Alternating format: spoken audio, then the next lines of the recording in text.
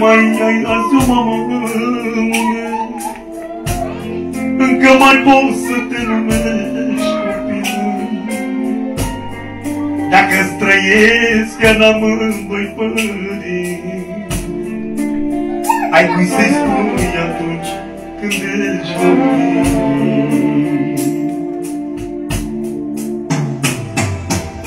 Dacă mai ai azi o mamă, încă mai poți să te numești copil.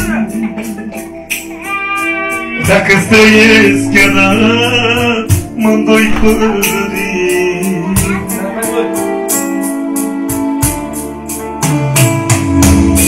dacă n-ai harul și-mi trăiește mama, s-o prețuiești și te mergi.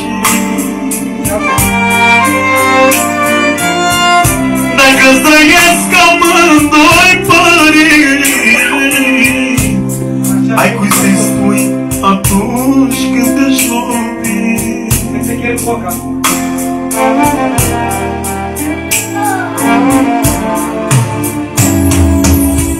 Dacă n-ai harul și-ți trăiește mama, s-o prețuiești și te mergi. Dacă trăiesc chiar amândoi părinți, ai cui să-i spui atunci când ești lovit.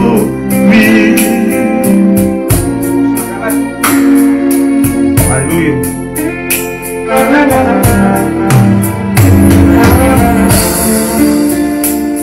Mai poți să te săruți aceeași mână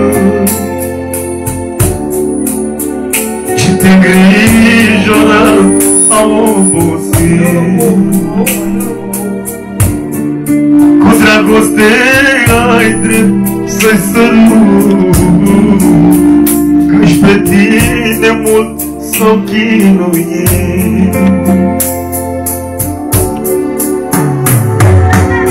Mai poți să-i săruți aceeași mână și cu îngrijorări obosit.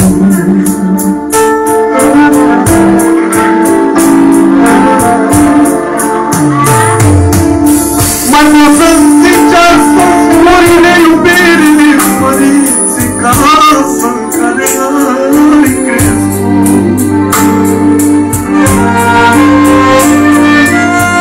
Nu la mormânt ne trebuie trădăfii, căci în casă în care ai crescut.